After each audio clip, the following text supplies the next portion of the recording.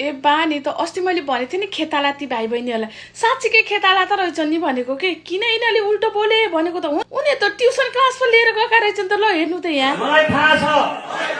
पहिला संसद चल्यो पछि गोली चल्यो ए भगवान यसरी पो हो क्लास दिने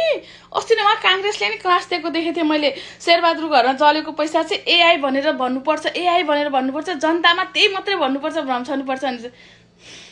मूर्खै छौ यार तिमीहरू पनि आँखा अगाडि जलेको पैसा एआई आँखा अगाडि पहिला भाइ बहिनीलाई मारेको चाहिँ तिमीहरूले चाहिँ पहिला संसद भवन जलेको होइन तिमीहरूको कुरा के जनताले पत्याउँछन् जस्तो लाग्छ ए भगवान यसरी ट्युसन दिँदा रहेछन् झोलेहरूलाई अनि झोलेहरू त्यही बोल्दा रहेछन् अनि मैले पहिले भने होइन यिनीहरू खेताला हुन् भनेर यसरी ट्युसन क्लास लिएर आएका रहेछन् बिचार त्यो भाइ बहिनीलाई के गाली गर्नु बरु यही टिचरलाई गाली गर्नु हुन्छ बरु जति गर्नु छ यी एमाले काङ्ग्रेस माओवादी त खत्तमै हो कि प्रचण्डलाई किन नयाँ नयाँ ठाउँ खोजेर तिमी चाहिँ भोट माग्न जान्छौ भने पनि जनतामा भ्रम छन सजिलो हुन्छ भन्छन् अनि जनताहरू यिनीहरूको पछि लाएर हिँड्छन् छ्या लाज लाग्दैन